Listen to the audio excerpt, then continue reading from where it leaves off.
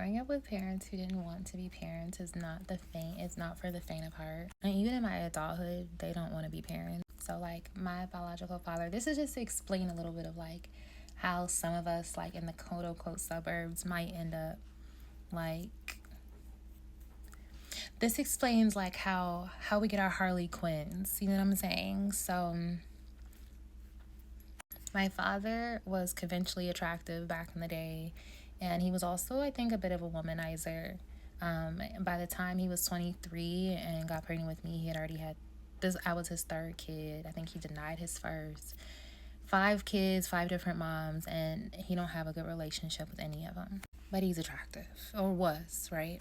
Tall, handsome, all of that. While my mother was also attractive, conventionally attractive, and decided to like leave behind one life and take on another. So I believe that my mother didn't really like her blackness. Like she grew up around just like in DC. I think that she tried to distance herself as far away as possible from that, low key. And my mom didn't make decisions that didn't like financially make sense to her, in her own words. She got with my biological father. That's a whole story that I'm not going to go into right now, but it's very messy.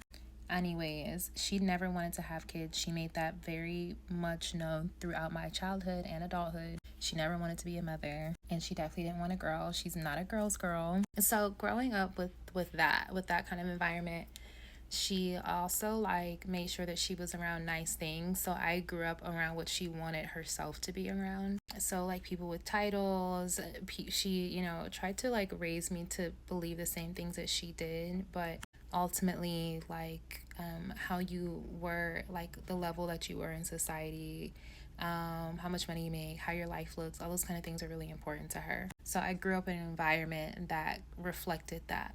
I didn't agree with it, but that's how I grew up. So what this did for me though is like a child who came into this world extremely loving. Like the Lord just made me like wanting love so bad. And maybe that's true for every child, you know what I'm saying? I imagine it is. For me, I just wanted love so bad. And I knew by the time I was 3 that my mother didn't love me. I wrote this like on the I had a blanket on the wall. It was like a Minnie Mouse, Mickey Mouse blanket on the wall. And it was very clear to me that my mother didn't love me. I didn't grow up with my biological father. I grew up with the man that she married. That's a whole nother thing, right? Like I said, it's a very messy story. But he too didn't love himself. I won't get into the details of that right now. All right, so I grew up in this extremely unloving environment. I'll just say homie was very abusive. Very, very, very, very, very abusive. Like the kind you watch in movies, right? So by the age of 3, I was putting myself in between him and my mother in order to protect my mother. I was a baby. So eventually also like I grew up as an only girl, so I felt like an only girl is like everything. You're the oldest, you're the middle, you're the youngest, but a lot of the times I was the one that was responsible for the adults' emotional state around me. So I learned how to regulate their states, and I didn't ever receive from the adults around me like an opportunity to learn how to regulate my own or receive safety and love and that sort of thing, right? So as I got older, I started seeking eventually like protection. So I would say like probably like after high school or whatever, after like that boyfriend, because I was like really hurt by what happened with that boyfriend, because that I thought was gonna be like my forever. Like it just all like made sense, you know what I'm saying? Like our families got along and we were super cute and we liked each other. Like we were really, really, really good friends. So I really thought he was gonna be like my forever. After that, I would say like I was in like really, really toxic relationships. Like that one was like low key, it was like regular toxic, like young people that don't have no guidance toxic. But after that, I feel like it kind of went up a bit. And I had some like really, really, really good men, right? But I'm getting to like the part of like why I feel like I needed protection.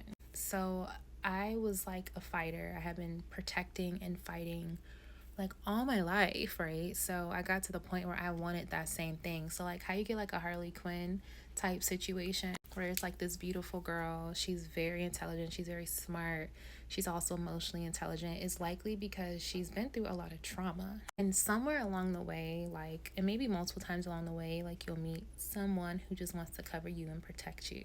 A lot of times though, it's for their benefit. So like what happens is like these men would come or whatever, or like whatever age I was in would come and they'd be super protective. And I loved, you know, dudes that came from certain backgrounds because that felt safe to me. I mean, I've had dudes like pull up and, make sure that I was cool if another dude was acting up. And these are like the kind of men that I chose. I've been with men that I didn't choose. That's a whole nother story. But the ones that I actually chose moved like that. Also, in that though, like they became like obsessed with me. So then it was like I became like kind of something that they idolize. So then it became like this relationship of like you're idolizing one another. You're idolizing him for protecting you, and he's idolizing you for everything that he sees in you and thinks that you are. And in the best case scenario, this is still unhealthy. And like not just unhealthy, but like it's bad.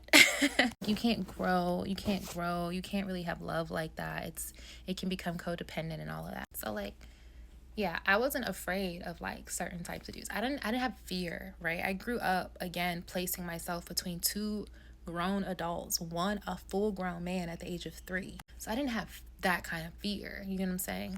And as I got older and became even more protective over other people, like I was defending girls. I fought a boy when I was 11 to protect another girl that he was bullying. So by the time I get to adulthood or whatever, like I'm not really afraid. I don't have fear. Then of course I have my daughter and life changed. But what I eventually realized in dating and being in those kind of relationships where like kind of like idolship was required because you're like almost obsessed with each other is like it'll never be sufficient. So the reason, like one of the big reasons why I love the Lord so much is because he protects me against people like no man ever could. He protects me against them and others. So like whenever there were like some of these dudes that weren't maybe being honest with me or weren't fully disclosing things, the Lord would make things happen so that I would become fully aware and very clear about everything that's happening. I would get it in so many different ways. Like men just can't hide stuff from me, especially not when they claim that they want to protect me and be in a relationship with me. Like the Lord, like, look, this was really going on.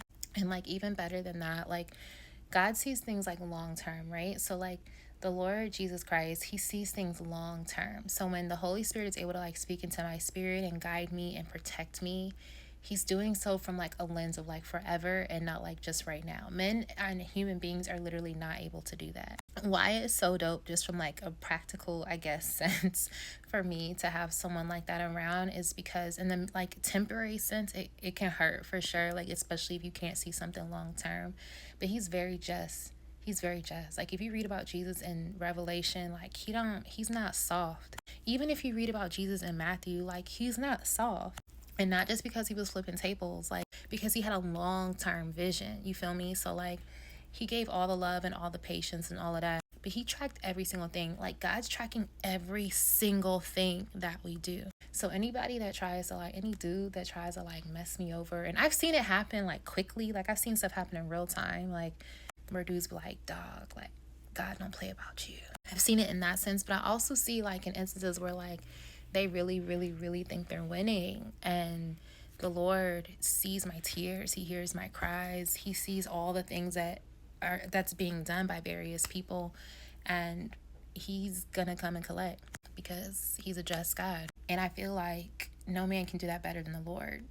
So I am such a lover girl. I'm very, very loyal. I feel like I might have just been in the womb that way. I feel like the Lord made me that way from the very, very beginning. And then trauma helped to kind of like make that, make me loyal to certain things or certain types of people or whatever. But what he has done to my heart is like he's provided an environment where I get to like actually just live and be soft and be exactly who I am, and in that also like protect me. And I'm not gonna lie, like I've been in some real like situations, you feel me? And so like by like some corny people, because the world is filled with corny people. It's more corny people than like actually like stand up like good people of good character or just even real authentic people, right? That path is narrow. So yeah, the Lord's gonna always be like mine because he don't play about me. And I love that for us. And I'm never gonna put anybody before him, period.